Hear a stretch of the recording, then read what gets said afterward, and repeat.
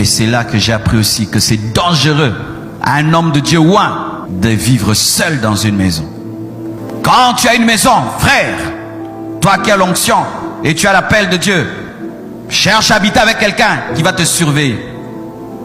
J'habitais avec au moins 5 personnes. Pasteur Guy, Serge, Pasteur Aimé, Pasteur Robialt, autour de moi. Parce que j'étais déjà jeune, mais j'avais une église qui grandissait et j'habitais à Ypen. Et avec le temps, j'avais une belle maison. Mais leur présence m'a empêché de commettre des bêtises. Il n'y a pas que la sainteté par la discipline, il y a aussi la sainteté par la surveillance. Mais toi, tu es seul chez toi. Fais très attention. C'est là que j'ai appris la place des amis dans la destinée.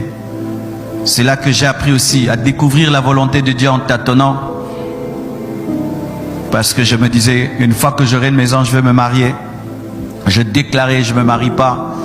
Et je pouvais rencontrer une sœur, je pense que c'est la femme de ma vie. J'étais vraiment sincère. Je n'ai jamais été aventurier avec une femme.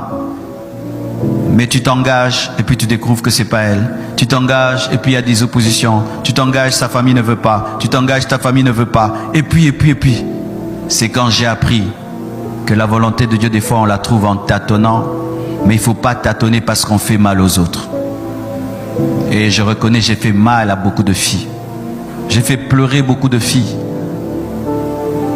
Mais je bénis Dieu de n'avoir connu aucune de ces filles. Mais j'en ai fait pleurer.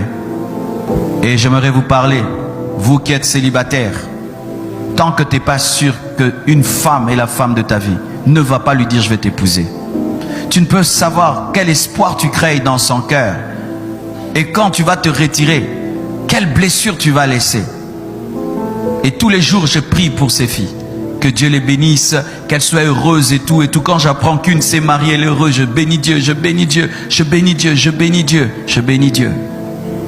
Et c'est quand j'ai appris à écouter Dieu avant de prendre des décisions et avant de s'engager.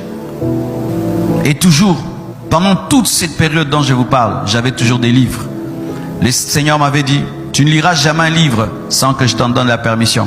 Je pouvais avoir 100 livres, mais pour aller prendre un livre et le lire, il faut qu'il me dise. Parce que la moitié de ma formation, je l'ai eu par les livres. C'est pourquoi des fois, quand je prêche, j'enseigne, pasteur, tu as fait la théologie, tu as fait ceci. J'ai beaucoup lu et je continue à lire. J'ai toujours un livre en main. Un livre ou 2 livres ou 3 livres, un livre, 2 livres, 3 livres. Toujours en train de lire, toujours en train d'apprendre. Depuis toujours, jusqu'aujourd'hui.